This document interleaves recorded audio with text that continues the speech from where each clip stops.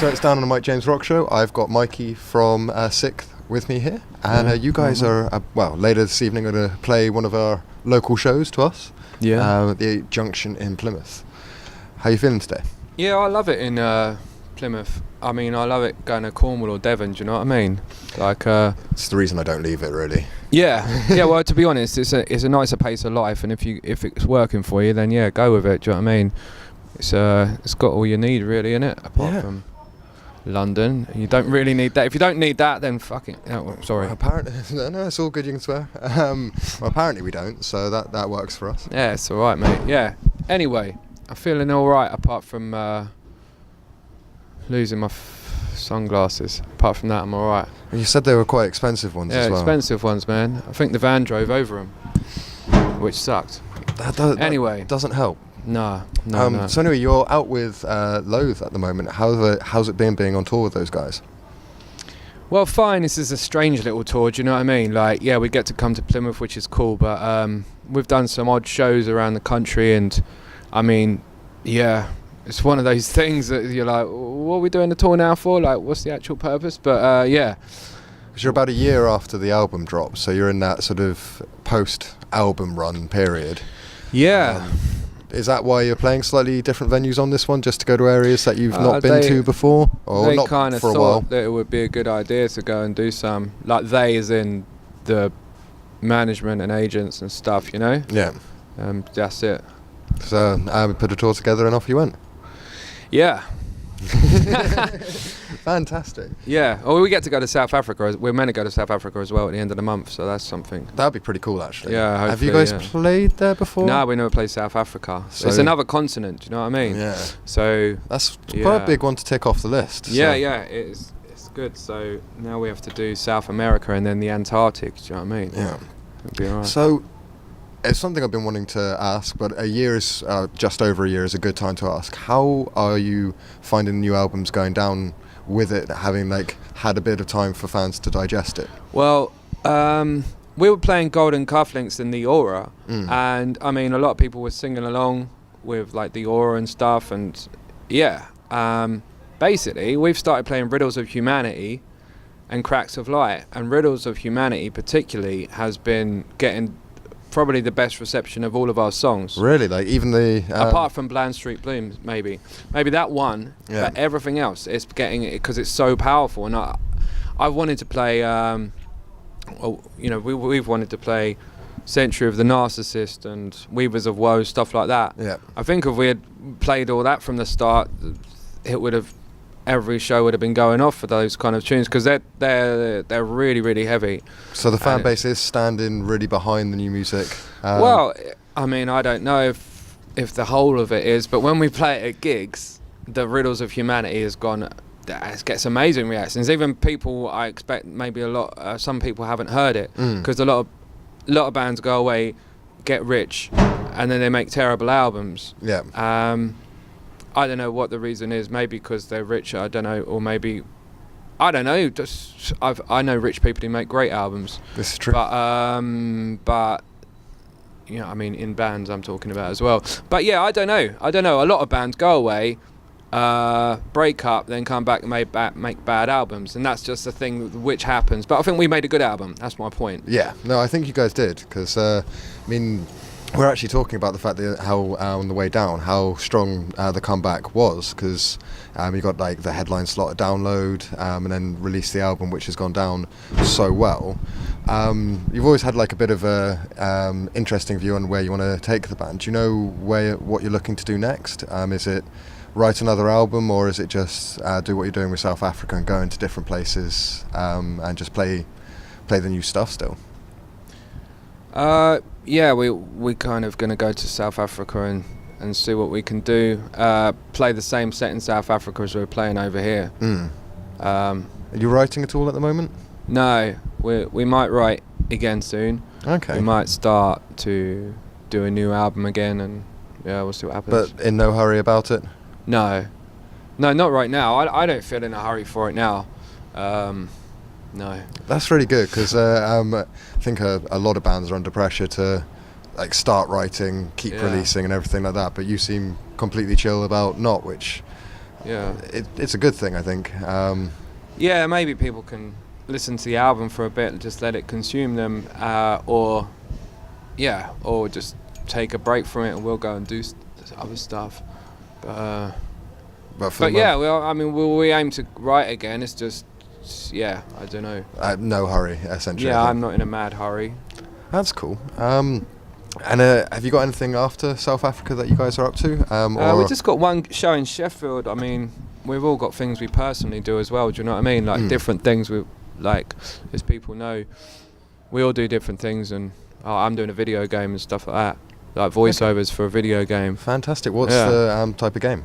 It's a role. It's an RPG. Okay. And it's called Disco Elysium. Right. And so I casted the whole thing. Nice. And I've done like 10 voices myself. I don't just go, I'm going to do this voice and that's it. You know, I've got someone else has to approve, and I've got some and haven't got some. But anyway, I'm doing 10 of the voices. We've got loads of interesting people, lots of musicians on it as well, actually. Really? Yeah, like I won't say just yet all of the people, but one of them is like from Periphery, and then some other bands from Very Britain who are quite big as well, yeah. Okay. And I imagine that's just you doing as much as you can with vocals. I mean, 10 voices sounds hard. Yeah, well, I do like I do the voice which is in his brain. Okay. Which the main character, I do like kind of schizophrenic voices in his actual head, taunting him, 2 different voices. Okay. And like it's my kind of character, you know, it's kind of the voice I do for my spoken words when I'm like, when I'm talking like it, his actual accent is, I talk like this, like that. Yeah. But I do it, you know, that accent, that voice in a lot of different accents, you know what I mean? But anyway, for this particular character is that, and then I do like loads of different ones, you know what I mean? Do you ever find that they cross over? Do you like forget which voice you're in and then realise it sounds too much like another one? Yeah, when experimenting you can do that, but that's how you get to new voices. Okay. When you're kind of crossing over and like, if you do this with this and this with that, this could happen. Okay, because it's something I've noticed after it's like 15 years of Family Guy. So you can tell certain points, the voices that are done by one person, when they bleed into another, like they're... Oh, really? Yeah, they're doing something a bit too close. But that over 15 years, I imagine that's going to happen. Yeah. I wish I could do accents, but or even different voices, but I got just this one voice. It's a good one, but that's all some people need, just one great voice. So... But yeah, I find the whole that thing is really, really good because because I do like spoken words on every album, and one of them was working with someone I work with who's a viola player. She was on Opacities. Her name is Abby Fry. She did viola on a song with us called Days Are Dreamed. She's in British Sea Power. British Sea Power did the music of the game. And then they said, we need someone with crazy voices. We've been looking for someone. And then she said, I know someone. And then played When Will the Forest Speak, which was on our first album, and then that song actually concerned my nephew the other day when I played it to him. Well, he wanted to hear what band I was coming to see, so I just played the first album. He wasn't sure what to make of it by the end of it. But yeah, so is this the first time you've done voice actor work? Yeah, it is actually. Well, I did it on have you heard of the band Destrage? Vaguely. They supported us on a tour. They're Italian. One of them asked me to do an animation, but this is the first, and I did that, and that was cool. But this is the first kind of big video game kind of thing. Okay. Or however big it'll be, I don't know, but yeah. So you said that he's got voices inside his head. Sorry, I'm just geeking out. Yeah. That's right. Do you play video games then? No, I watch a lot of other people do. Oh right. Yeah, because what's that thing called? Twitch? No, they're just my friends. Because they're the ones that own the computers. Yeah. Well, I'm looking forward to watching people playing this game. What were you going to ask? Sorry. What's the gameplay? So he's got the voices in his head, but like sort of what do you do? He's a detective, and he's woken up with a massive hangover, and he's been on this and that or whatever, and he's going around and he's finding out through the days what's been happening, and he's getting all these weird reactions from people he's met while he was wasted, you know. Fantastic. And he's trying to find out what happened. There's something that happened, and he's trying to find it out, and he's I mean, the script that I've read so far, it's definitely an interesting thing to read, hear and watch and play even, you know what I mean. But for me, I'm gonna try and watch someone who's really good at playing it, you know what I mean, and be like, right, okay, because there's loads of different endings apparently. I don't know if I'm allowed to say that, but anyway, we were doing a Sikth interview, and now, yeah, exactly, yeah, and I don't even, I know the odd thing, yeah. That's really cool. I'm sorry, I just find this really fascinating. That's good. I like to talk about it. Do you find yourself like, building on the characters as you're going through voicing them and like fleshing them out a little bit? Yeah. So it's not just a voice. Yeah. So then I start talking to someone about this character voice, and then I say, but he wouldn't do that. Like he wouldn't think like that. And then we have this big discussions of how this character, because you start to evolve it so much in his personality. When I'm doing a character voice, also my whole face changes, and you have to like kind of use all the muscles which that person would. Yeah. Talking with that accent, you have to just like totally get into that character and stuff. So yeah, I love it, man. It's one of the most fun things to do. Do you know what I mean? Voice acting. And the thing is, when I'm producing as well, I produce all these people. Pretty much, I'd say 90% of people are like loving it or laughing or just really enjoying themselves. You know what I mean? For the whole thing. So it's really, really good. Fantastic. It's a different world, and the video game industry is massive. Yeah.